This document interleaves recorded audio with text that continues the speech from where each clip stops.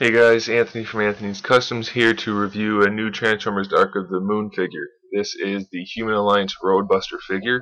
It is actually quite large. It comes in at 8 inches tall. At the highest point it's just shy of 8 inches. So it's a really sizable figure. This guy has great articulation in robot mode. It's a really nice figure. He's got almost no backpack. It's very sleek. He's a little bit lanky. Long limbs, skinny torso. But I can live with that. It's pretty good overall. There's something about this guy that reminds me of the Human Alliance Jazz. It might just be the triangular feet. I don't know, but it doesn't transform like him at all. But for some reason, I can't stop thinking about Jazz when I'm looking at this figure.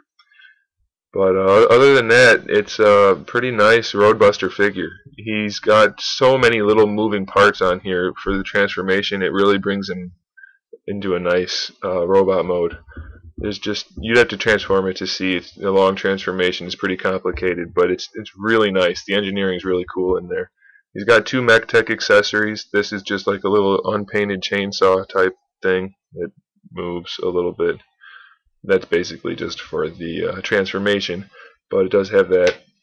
And then he also has this turbine gun, which is in robot or vehicle mode. It's just like flame shooting out, and then it's a gun for robot mode. So he's got ports on both forearms, and then he's also got ports on his biceps, both of those, and then on his shoulder things up there. Let me zoom in a little bit so you can see some of the detail. He's got his cannons up here like he did in the deluxe can't talk today, in the deluxe version, but this is definitely the version to get if you don't mind spending the $30. It's a great figure. He's got bicep articulation like that. He also has this in here, so you can pose his arm like that, so you can have him firing his gun. He's got lots of articulation in the arm. The shoulder's fully articulated, however you like there. The legs have standard articulation at the hip, the knee. There's rotation at the bottom of the knee like that, and then the foot has some motion in it too. No ankle rocker, unfortunately, no side to side, but it does move forward and backward. No waist articulation, but that's kind of normal for a transformer. And the head is on a swivel. A really cool thing about the head, if you don't mind the NASCAR design, he's got the hat thing going on, but you can lift his hat up and put the little battle visor away if you want to, so it's just his eyes. I prefer to have the visor out, the little sunglass things. Looks a little cooler, but you can choose to remove that if you want to. The design is really nice. It's got parts everywhere that just really snap into place and peg into place just the way you want them to. This shoulder design I really like because this mechanism, it's not really a mechanism, but this part, it just really collapses down nice and condensed, and it keeps the shoulder mounted cannons right in place. Really cool design. And then you've got the headlights for the vehicle mode on there. They're nice and translucent plastic.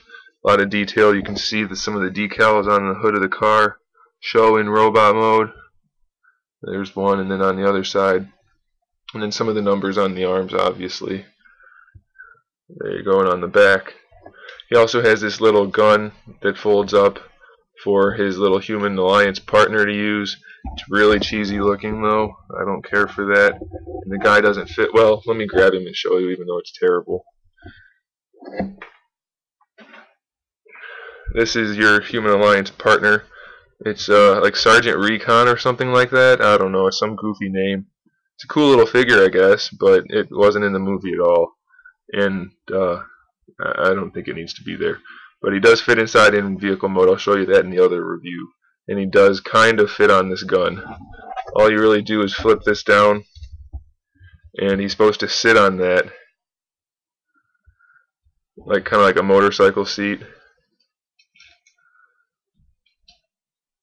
and hold the gun.